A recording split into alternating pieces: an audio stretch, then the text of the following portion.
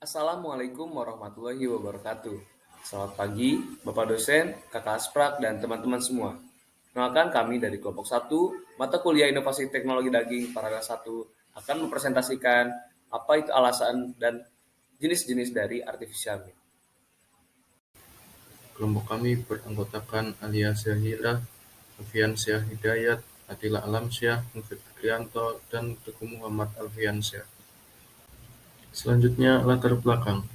Daging merupakan salah satu produk pangan berasal dari hewani yang mempunyai gizi tinggi karena mengandung karbohidrat, protein, lemak, vitamin, dan mineral. Daging merupakan satu atau sekelompok otot yang mengalami perubahan-perubahan biokimia maupun biofisik setelah ternak tersebut disembelih.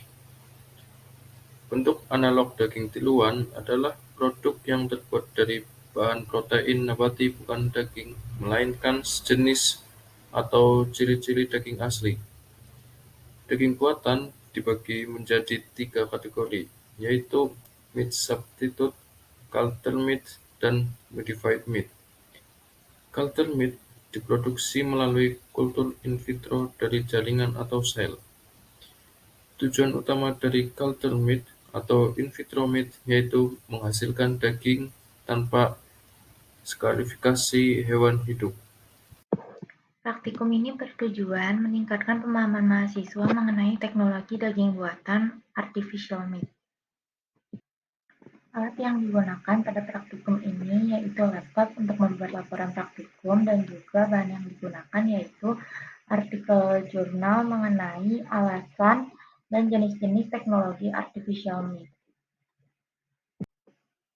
Prosedurnya, pertama pada pembagian kelompok oleh asisten praktikum. Setiap kelompok mendapatkan topik yang sesuai yang sudah ditentukan. Selanjutnya itu mencari artikel mengenai topik yang sudah ditentukan.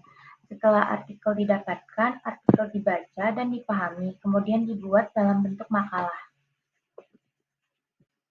Selanjutnya ada pembahasan yang akan dibahas oleh rekan saya.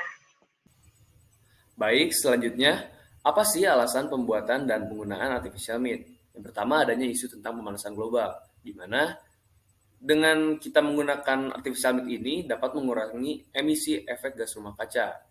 Yang seperti kita ketahui, sektor peternakan merupakan salah satu penyumbang emisi gas rumah kaca terbesar di dunia. Diketahui dari sektor peternakan menyumbang gas metan sebesar 37% dan di nitrogen oksida sebesar 65%. Selanjutnya adalah sebagai pengganti nabati tertentu dan daging berbasis sel akan 5 kali lebih murah daripada protein hewani yang ada. Di mana seperti kita ketahui, produk seperti kedelai sebagai pengganti daging memiliki harga yang lebih murah. Lalu penggunaan artificial meat, yakni untuk mengurangi keterlibatan hewan secara langsung dalam kegiatan produksi daging, yang mana ini berketerkaitan dengan animal welfare. Lalu yang terakhir adalah faktor agama dan budaya. Terdapat beberapa agama yang mensucikan hewan tertentu. Lalu untuk budaya sendiri, Selanjutnya jenis-jenis artificial meat. Yang pertama, meat substitutes. Meat substitutes merupakan salah satu produk olahan pangan berupa daging berbahan nabati. Meat substitutes pertama kali dengan menggunakan protein kedelai. Produk ini diolah sedemikian rupa sehingga dari segi kandungan gizi dan kalori mirip dengan daging yang sesungguhnya. Meat substitutes dengan bahan nabati memiliki kelebihan yaitu proses pemasakannya lebih mudah, daya tahan simpan lebih lama, serta kandungan kolesterol lebih rendah. Meat analog tersusun oleh protein cod dan bahan pengisi. Namun, sebagian konsumen merasa meat substitutes ini masih belum bisa menggantikan daging segar di segi cita rasanya, karena penggunaan tepung kedelai menyebabkan penurunan penerimaan konsumen karena munculnya bau langu dari kandungan lemaknya dan juga masalah daya cerna yang rendah. Selanjutnya ada culture meat. Daging yang ditanam di laboratorium juga diakui melalui istilah lain seperti daging in vitro, seluler daging pertanian, daging buatan, daging sintetis, dan daging budidaya. Semua nama-nama ini mengacu pada daging yang tidak dipanen dari penyembelihan ternak. Untuk menghasilkan daging in vitro, Para ilmuwan biasanya mengikuti langkah-langkah tertentu. Pertama, para ilmuwan menerapkan salah satu dari dua metode, yaitu mengumpulkan sel melalui ekstraksi sepotong otot yang ada di jaringan dari hewan yang selanjutnya dapat hidup dan berkembang dalam pertumbuhan medium. Dibutuhkan sekitar 3 bulan untuk tumbuh dan berubah menjadi bentuk daging yang diinginkan. Baik, yang ketiga itu modified meat. Perkembangbiakan ternak-ternak superior banyak bergeser dari perkawinan alam ke arah rekayasa reproduksi, mulai dari inseminasi buatan, transfer embrio, in vitro fertilisasi, dan yang terakhir yaitu cloning hewan dan ternak. Nah, produk makanan yang berasal dari hewan cloning dianggap aman untuk dikonsumsi manusia di Amerika Serikat.